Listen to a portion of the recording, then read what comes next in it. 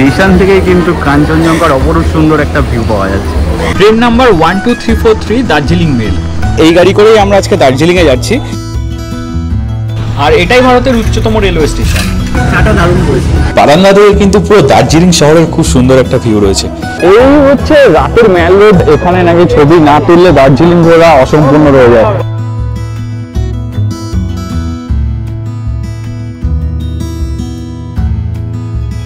ঘড়িতে বাজে রাত 10টা।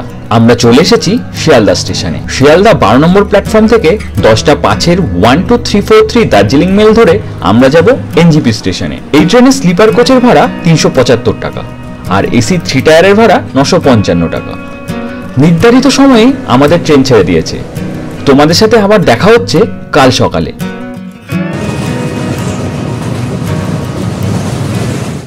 সকালে ঘুম ভাঙতেই চোখে পড়লো এই অপরূপ সুন্দর প্রাকৃতিক পরিবেশ। ট্রেন এগিয়ে চলেছে তার নিজের গতিপথে।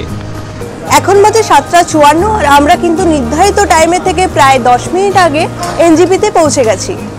ট্রেন আমাদেরকে নামিয়েছে 2 নম্বর প্ল্যাটফর্মে আর এখান থেকে বেরিয়ে আমাদেরকে যেতে হবে 1 নম্বর প্ল্যাটফর্মের দিকে। স্টেশনে নেমে ফুট ওভার ব্রিজ ধরে তোমাদেরকে এগিয়ে যেতে হবে 1 নম্বর প্ল্যাটফর্মের দিকে। আমরা জাস্ট নিউ জলপাইগুড়ি স্টেশনে নামলাম আর স্টেশন থেকেই কিন্তু কাঞ্চনজঙ্ঘার অপরূপ সুন্দর একটা ভিউ পাওয়া যাচ্ছে, তাই ভাবলাম তোমাদের সাথে একবার শেয়ার করে নিই। এই হচ্ছে এনজিপি রেলওয়ে স্টেশন। ওর থেকে বেরিয়ে সোজা এগিয়ে গেলে রয়েছে পার্কিং এরিয়া। স্টেশনের বাইরেই কিন্তু তোমরা শেয়ার গাড়ি পেয়ে যাবে, রিজার্ভেও তোমরা চলে যেতে পারো। শেয়ার গাড়িতে দার্জিলিং অব্দি এনজিপি থেকে ভাড়া নেবে 200 থেকে 250 টাকার মধ্যে। আর তোমরা যদি রিজার্ভে যেতে চাও সেক্ষেত্রেও তোমরা যেতে পারো, ভাড়া পড়বে 3200 থেকে 3500 টাকা মতো। আমরা আগে থেকে হোটেলকে জানিয়ে রেখেছিলাম, তাই আমাদের গাড়ি এসে পার্কিং ওয়েট করছে। আমাদের গাড়ি চলে এসেছে। এই গাড়ি করেই আমরা আজকে দার্জিলিংয়ে যাচ্ছি আর এই গাড়িতে আমাদের পড়ছে ওই 3500 টাকা মতো। সিজন ওয়াইজে কিন্তু এই দাম কম বেশি হয়।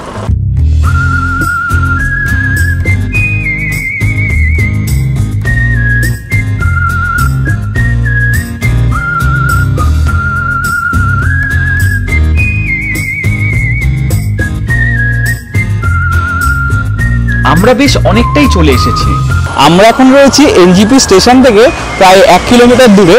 আর যাওয়ার সময় এখানে ব্রেকফাস্ট করবো বলে দাঁড়িয়েছি, যেহেতু কিছু খাওয়া হয়নি সকাল থেকে। এই রাঙ্গুলি রেস্টুরেন্টটাতে দাদা আমাদেরকে দাঁড় করিয়েছে, বলে এখানে খাওয়া দাওয়া খুব ভালো। তো চলো যাওয়া যাক, ভেতরে কি রয়েছে দেখি।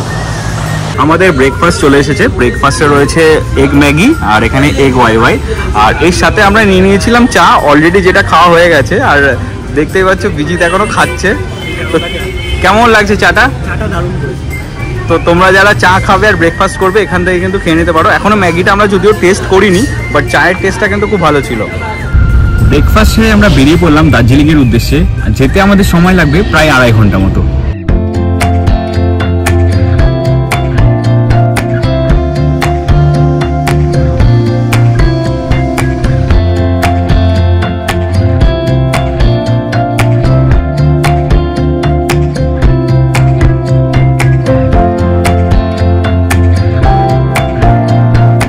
কাশিয়াং ঢোকার ঠিক আগের মুহূর্তে আমরা একটা জায়গায় দাঁড়ালাম। দাদারা বললো নিচে ভিউ পয়েন্টটা রয়েছে। দাদা বললো উপর থেকে ভিউটা আরো বেশি সুন্দর হয়, এখানে ফাঁকা থাকে বলে এই জায়গাটা দাঁড়ালাম।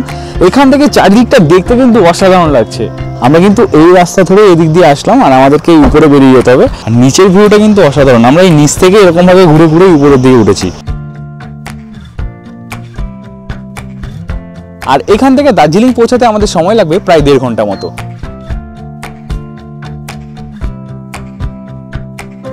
রাস্তার দুধারের পাহাড় আর প্রাকৃতিক সৌন্দর্য দেখতে দেখতে আমরা এসে পৌঁছালাম কার্শিয়াং। আর এটাই হলো কার্শিয়াংয়ের রেলওয়ে স্টেশন। আজকের ওয়েদারটা দারুণ। কোথাও ঝলমলে রোদ, কোথাও হালকা মেঘলা আকাশ আর কোথাও টুপটাপ গুড়ি গুড়ি বৃষ্টি, যা আমাদের যাত্রাটাকে আরো স্মৃতিমধুর করে তুলেছে। ঘড়িতে বাজে 11:45 আর আমরা চলে এসেছি সোনাডার কাছে।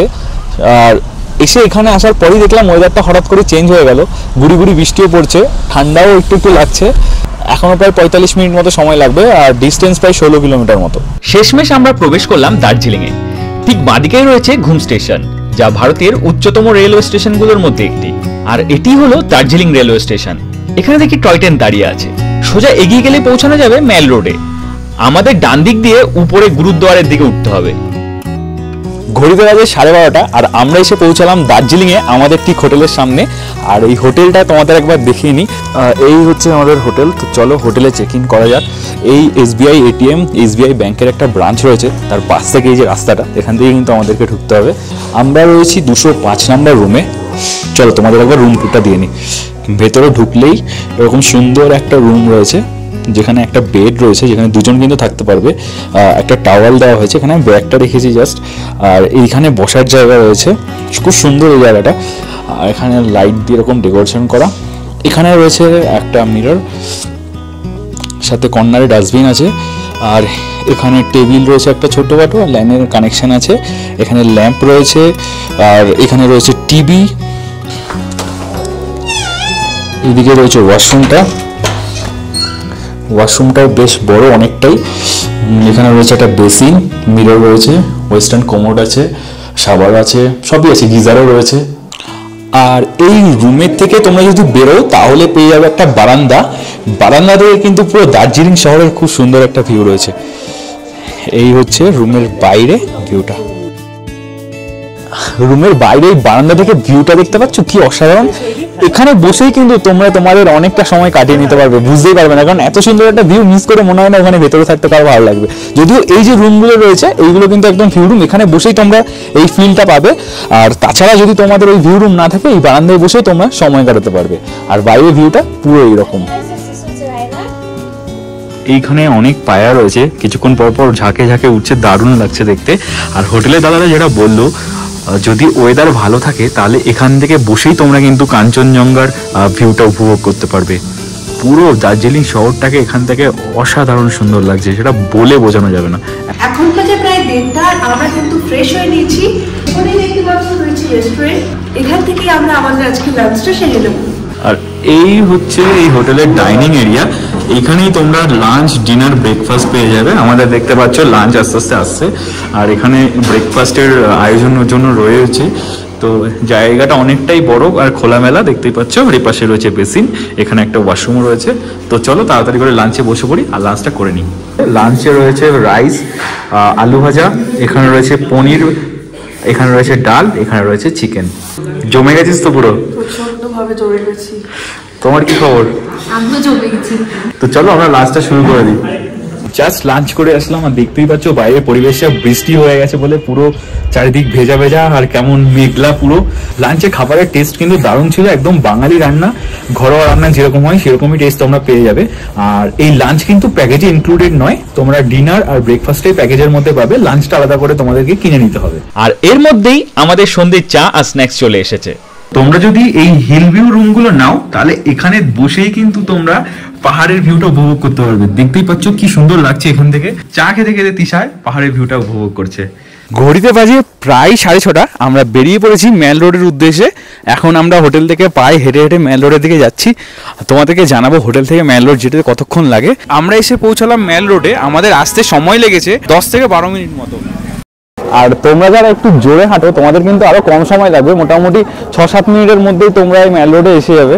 আর তারপরে তো কেনাকাটার কোনো কথাই নেই, যাদের কেনাকাটা করতে ভালো লাগে তাদের জন্য একটা দারুণ একটা জায়গা, এসে শপিং করে নিতে পারো, সন্ধ্যাটা কাটিয়ে নিতে পারো। তো চলো এখন মেল রোডটা একটু এক্সপ্লোর করে তোমাদের সাথে শেয়ার করা যাক।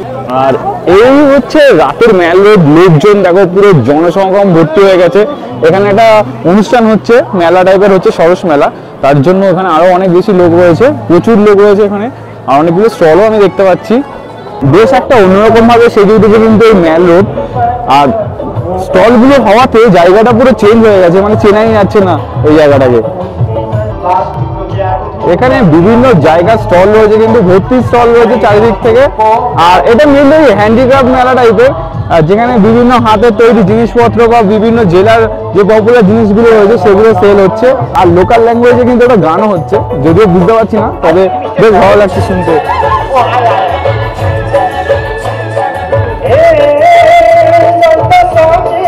আমরা চলে এসেছি সেই ঐতিহাসিক জায়গায়, আর দেখতেই পাচ্ছ ছবি তোলার জন্য কিন্তু অলরেডি লাইন পড়ে গেছে।